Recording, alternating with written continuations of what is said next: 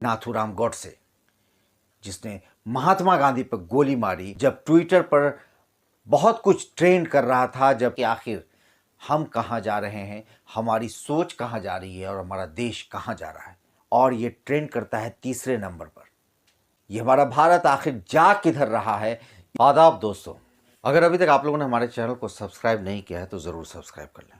2 अक्टूबर 1869 मोहनदास करमचंद गांधी, जिन्हें बाद में महात्मा गांधी के नाम से जाना जाने लगा, उनका जन्म गुजरात के पोरबंदर में हुआ था।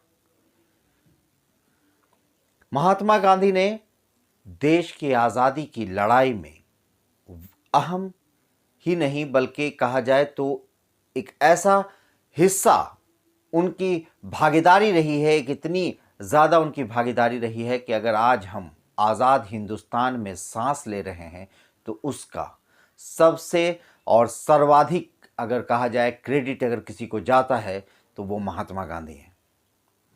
आज़ादी में कई लोगों ने हिस्सा लिया, कई लोग इसके हिस्सेदार बने, मगर महात्मा गांधी वो शख्सियत रहे जिन्होंने आज़ादी की लड़ाई को अहिंसा के रास्ते पर चलकर जीतने में अहम भूमिका निभाई।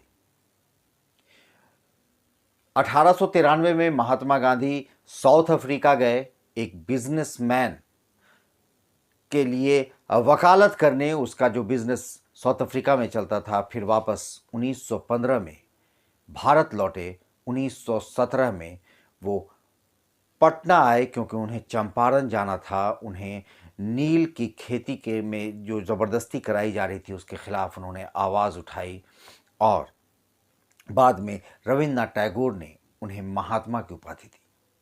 ये सब कुछ मैं इसलिए नहीं कह रहा कि ये कोई नई बात है, ये सारी बातें शायद आप भी जानते हैं और ज़्यादातर लोग जानते होंगे कि महात्मा गांधी कौन थे, क्या थे और उन्होंने क्या किया है। मगर आप ये भी जानते होंगे कि आखिर वो कौन इंसान है जिसने महात्मा गांधी को गोली मारी थी, जिसकी गोली का शिकार होकर महात्मा गांधी ने दम तोड़ा था और हे राम हे राम हे राम कहते हुए उनकी सांसें रुक गई थी। ये वो शख्स था जिसे नाथूराम गॉडसे के नाम से जानते हैं। नाथूराम गॉडसे, जिसने महात्मा गांधी पर गोली मारी। महात्मा गांधी जैसे अहिंसा के पुजारी व्यक्ति की मृत्यु ऐसे हिंसा से हुई जिसका शायद किसी ने अंदाज़ा भी नहीं लगाया होगा। मगर 2 अक्टूबर 2021 जब ट्विटर पर बहुत कुछ ट्रेंड कर रहा था, जब ट्विटर पर खुद महात्मा गांधी के बारे में लोग लिख रहे थे, कोई 2 अक्टूबर लिख रहा था, कोई कुछ लिख रहा था, मगर कुछ लोग ऐसे थे, कुछ ऐसी सोच थी जो नाथूराम गॉडसे जिंदाबाद लिख रहे थे। नाथूराम गॉडसे जिंदाबाद लिखने वालों से एक सवाल अगर किया जाए कि आखिर वो नाथूराम गॉडसे को जिंदाबाद कहते हैं तो फिर वो महात्मा गांधी के बारे में क्या कहते होंगे। महात्मा गांधी जिन्हें बापू भी कहते हैं, जिन्हें कहा जाए भारत का एक तरह से कहा जाता है कि बापू के नाम से महात्मा गांधी को हम जानते हैं, हम कहते हैं, हम मानते हैं, मगर उन पर गोली चलाने वाले इंसान पर जब आप जिंदाबाद लिखते हैं तो फिर यही सवाल उठता है कि आखिर हम कहाँ जा रहे हैं, हमारी सोच कहाँ जा रही है और हमारा देश कहाँ जा रहा है, आखिर किस रास्ते पर जा रहे हैं।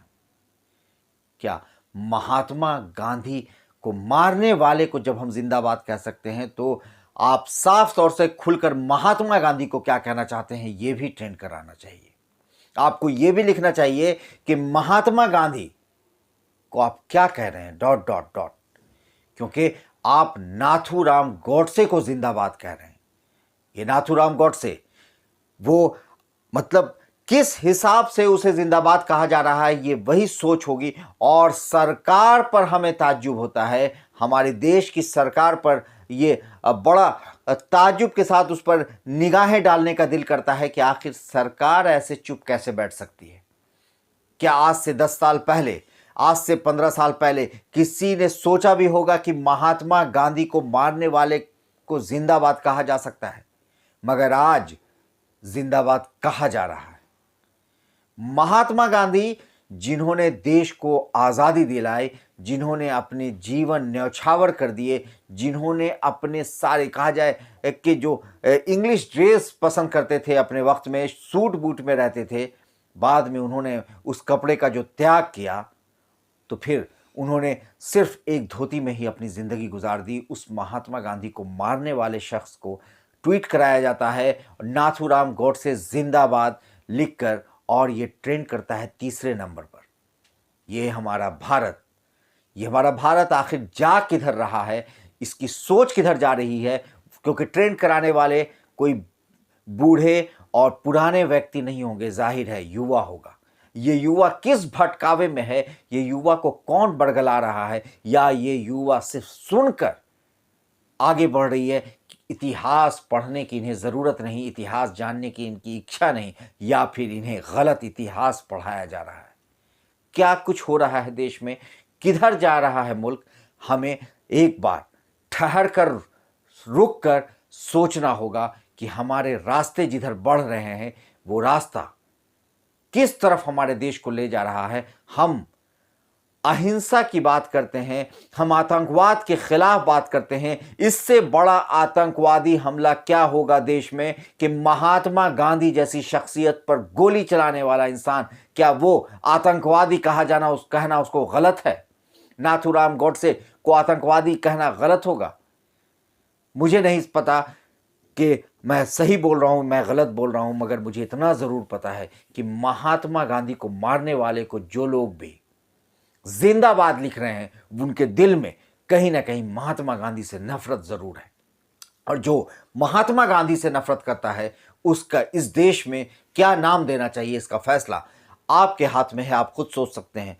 और ये एक बार जरूर फिर ध्यान दीजिएगा कि हमारा जो देश है वो युवाओं का देश है, और हमारे युवा को आखिर कौन सी शिक्षा दी जा रही है कि उसके अंदर इस कदर नफरत महात्मा गांधी को लेकर है, उनकी सोच को लेकर है, उनके विचार को लेकर है। जहां एक तरफ देश के प्रधानमंत्री महात्मा गांधी के विचारों की बात करते हैं, वहां गोडसे के जिंदाबाद के लिए ट्विटर पर ट्रेंड कराया जाता है और उनके खिलाफ कोई कार्रवाई नहीं होती, उनके खिलाफ कोई पता नहीं लगाया जाता कि ये कौन शख्स है, ये कौन है जो जिंदाबाद गोडसे को लिख रहा है।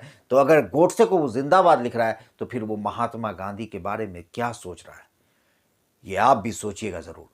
बहरहाल, हम आपसे इजाज़त चाहेंगे। अगर आपको हमारा चैनल पसंद आता है तो इसे ज़रूर सब्सक्राइब करें। अगर आप फेसबुक के जरिए देख रहे हैं तो पेज लाइक करें, साथ ही ट्विटर हैंडल पर हमें फॉलो ज़रूर करें। धन्यवाद।